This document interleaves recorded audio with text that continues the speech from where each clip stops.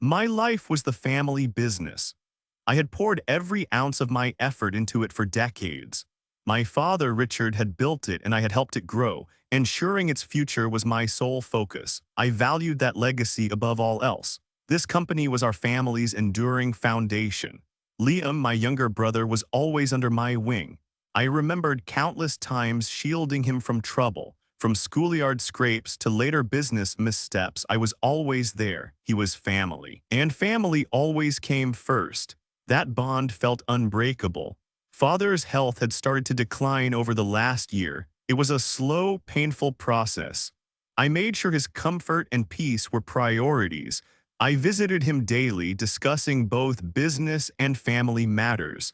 His well-being was paramount to me. Then an unexpected decision came from him. It concerned a new venture, something outside our core operations. Liam had been pushing for it. I found it unusual, a departure from our established strategy, but I trusted Father's judgment. I started noticing small changes in Father. His gaze sometimes seemed distant. His answers were occasionally vague. I simply put it down to his illness progressing. It was easy to rationalize given his condition. I tried to stay positive. In board meetings, Liam began to speak up more. He often contradicted my proposals, even those we had discussed. His tone became more assertive, less like a junior partner. It created an unfamiliar tension in the room. I felt a slight unease. My influence seemed to be subtly waning. Projects I had led for years were quietly reassigned.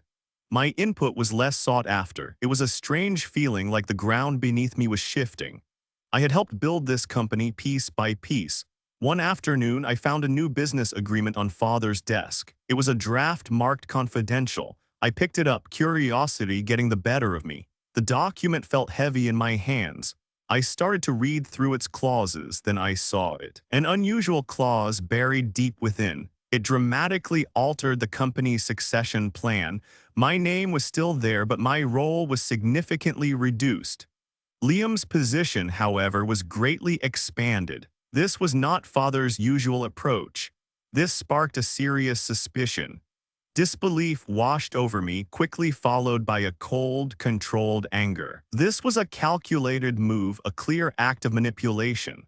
My brother, my own father, the betrayal cut deep. I knew then that I would uncover every detail. Justice demanded it. I would ensure accountability. My initial suspicions demanded action.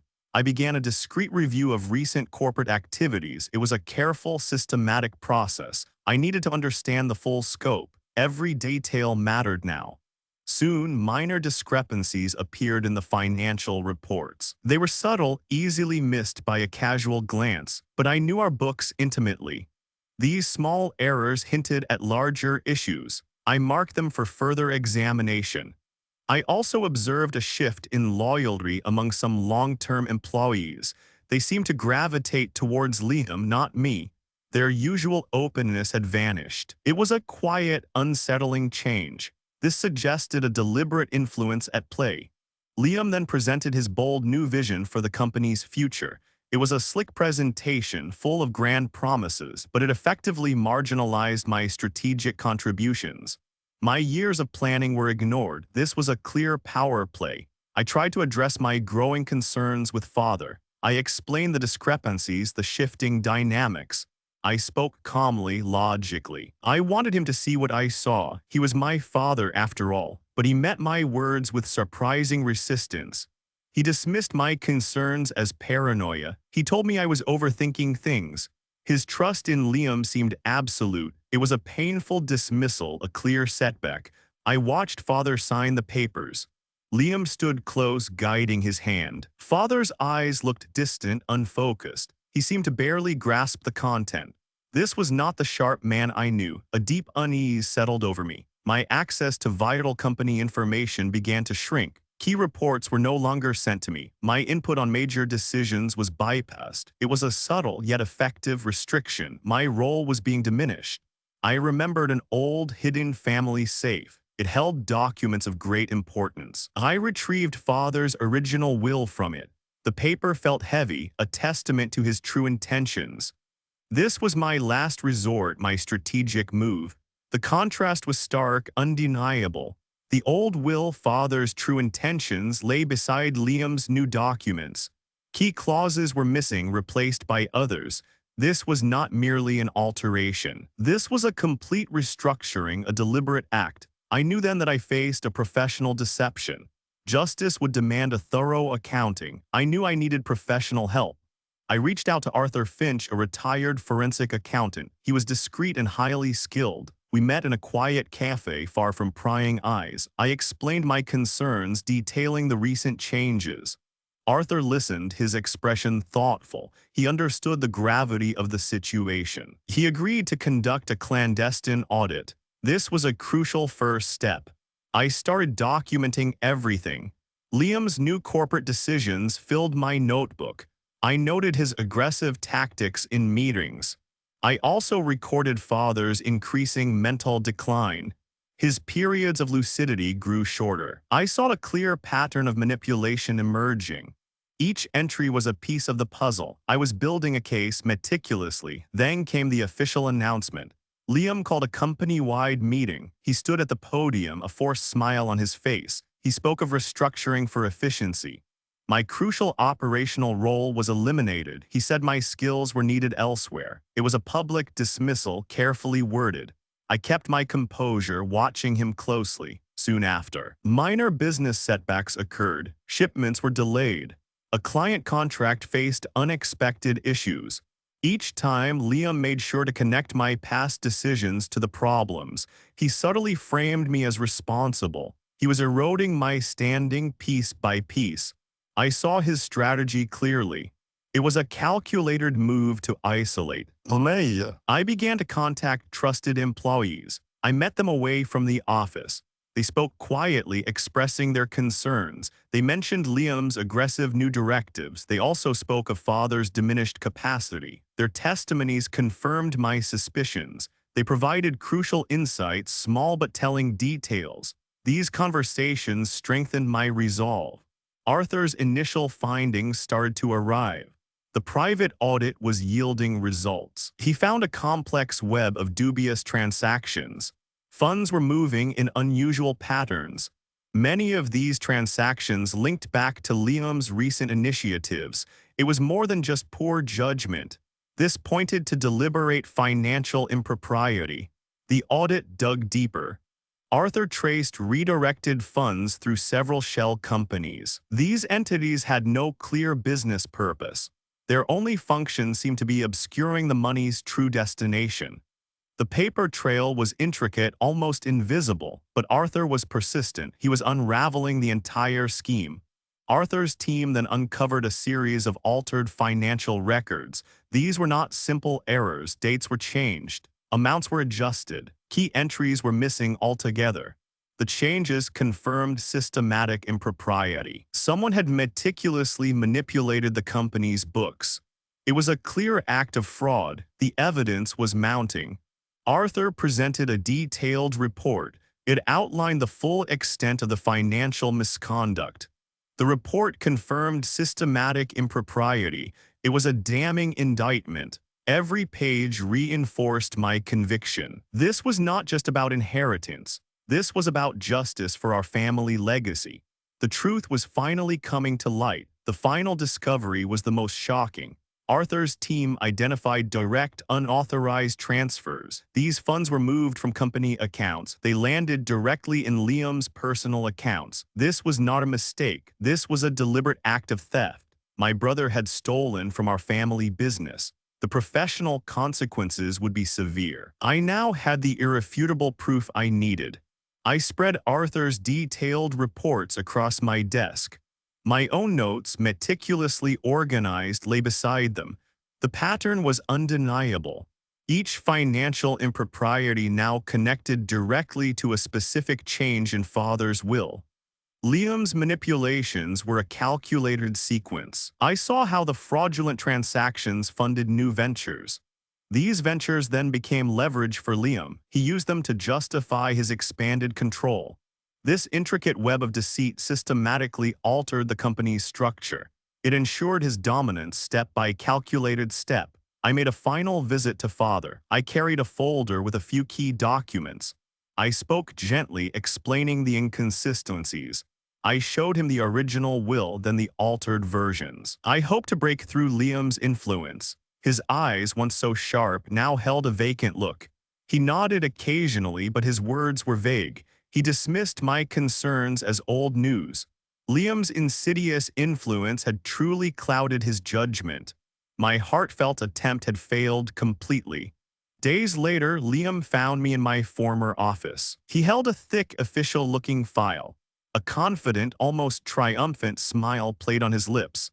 "I believe these are for you, brother," he stated, his voice smooth. Father's true intentions clearly laid out. I opened the file.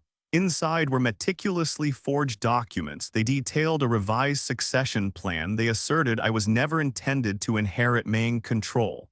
My role was reduced to a mere advisory capacity. It was a complete fabrication, carefully constructed.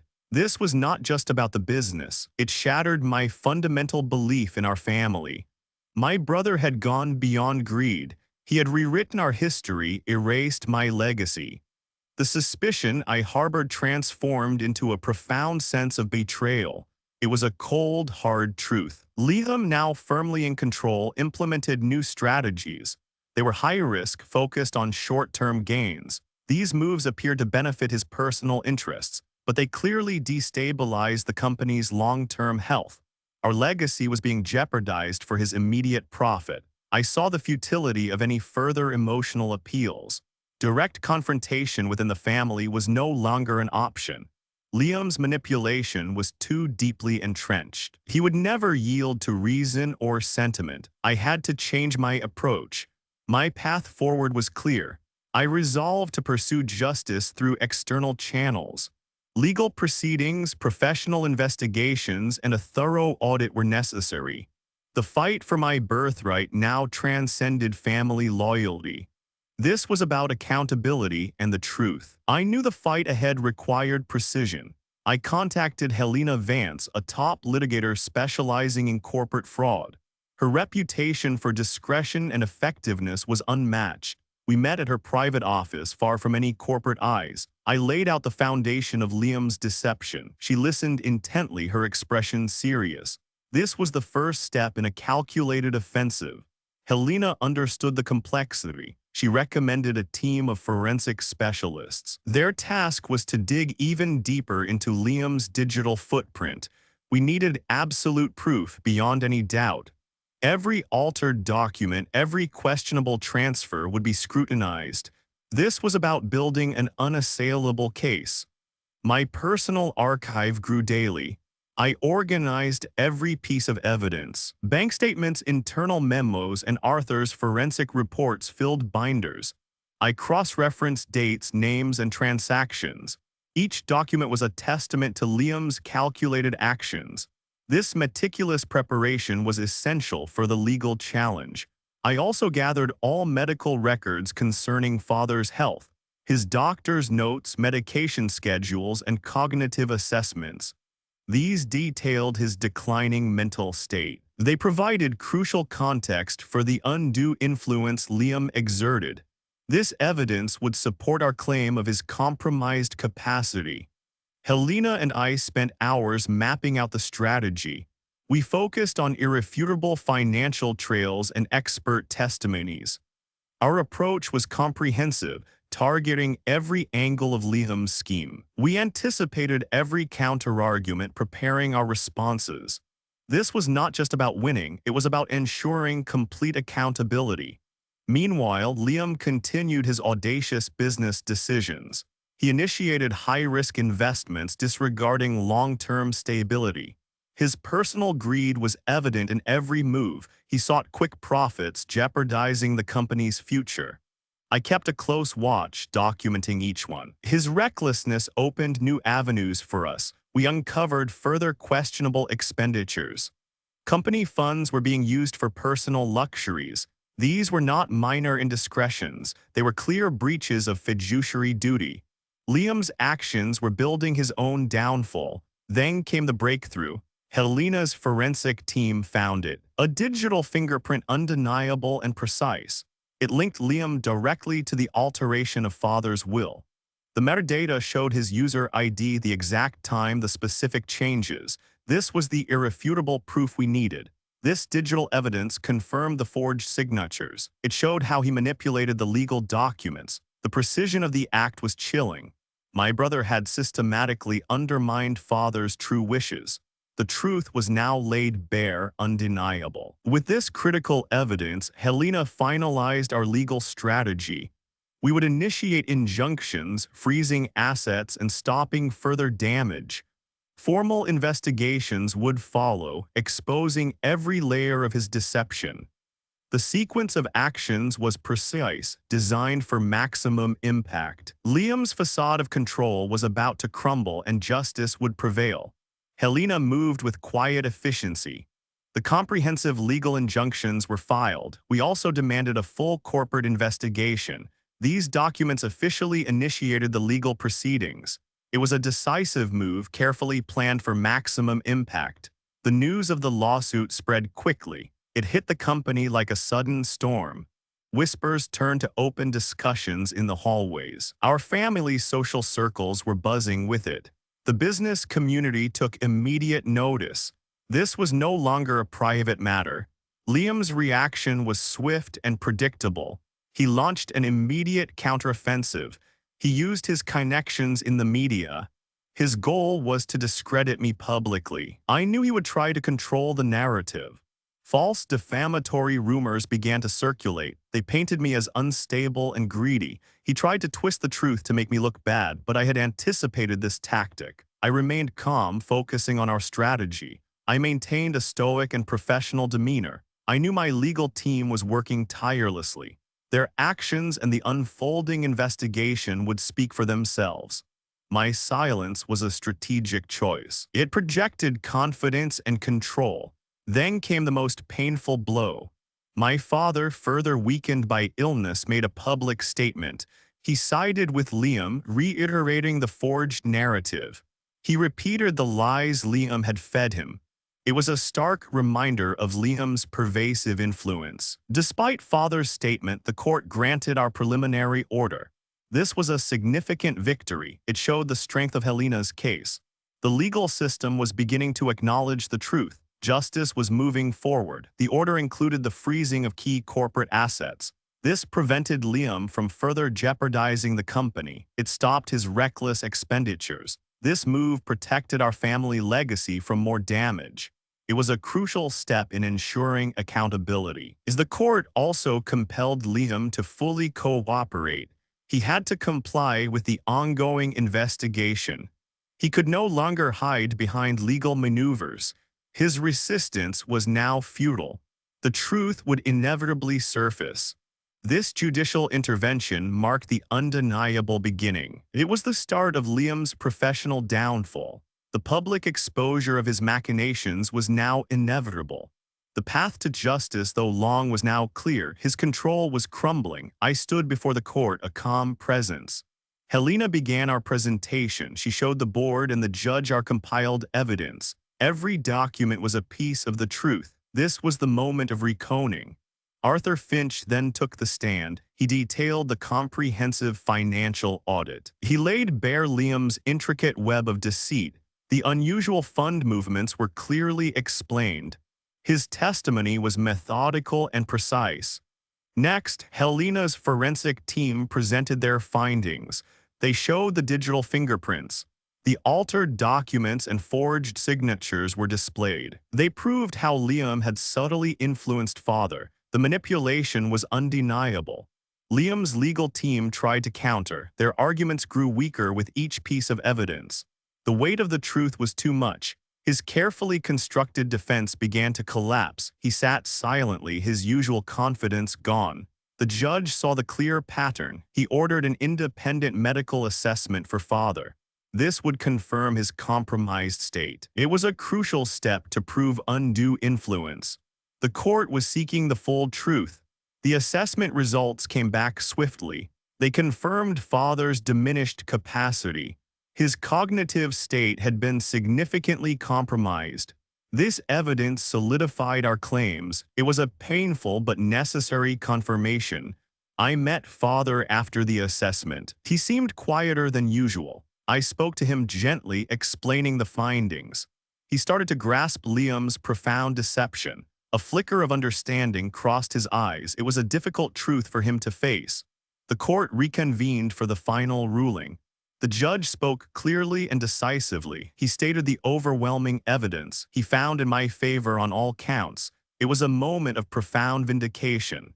The forged documents were declared null and void. The court ordered the immediate restoration of my rightful inheritance. My control over the family business was to be reinstated. The legacy was finally coming home. Liam now faced severe professional consequences. Criminal investigations for fraud were initiated. He would forfeit all his ill-gotten gains. His corporate positions were stripped away. Justice had truly prevailed. I walked back into my office. The familiar space felt different now. A sense of purpose filled the air. My nameplate was back on the door. I sat at my desk, ready to begin the task of rebuilding. The company needed a steady hand. My first priority was establishing new governance. Transparency would be our guiding principle. We implemented robust oversight mechanisms immediately. Every decision would be scrutinized. This would prevent any future manipulation. Our integrity was paramount. I met with employees department by department. I spoke of our shared future. I emphasized ethical leadership. We focused on restoring trust both internally and externally. The market needed to see our renewed commitment. Healing the company was a collective effort. I ensured father received the best care. It was compassionate and independent. He was away from any further influence. His well-being was finally secured. He deserved peace in his final years. It was a small comfort amidst the turmoil. Liam faced the full weight of legal proceedings. He was stripped of all corporate influence. His name was removed from all company documents. The court's judgment was clear. His actions had severe professional consequences. He had lost everything he sought to gain. The criminal investigations continued. The evidence against him was overwhelming. His downfall was now complete. He would face accountability for his fraud. The justice system would run its course. It was a cold, hard end to his ambition. I often reflected on the painful lessons. The betrayal had left deep scars. It changed me forever. But I also saw my own strength. My resilience had been tested. I had faced the truth and prevailed. It was a hard-won victory. This was a new chapter. I was committed to rebuilding our family legacy. It would be based on integrity. Ethical leadership would guide every decision. The path ahead was clear. We would honor father's true vision. I ensured our core values were reinstated. The principles father originally championed were paramount: hard work, honesty, and respect. These were the true foundations. We would build something stronger, something truly lasting. The future of the company was secure. It was principled and strong. My brother's greed had almost destroyed it. But justice had been served. He got what he deserved. I had the last word. Our legacy would endure.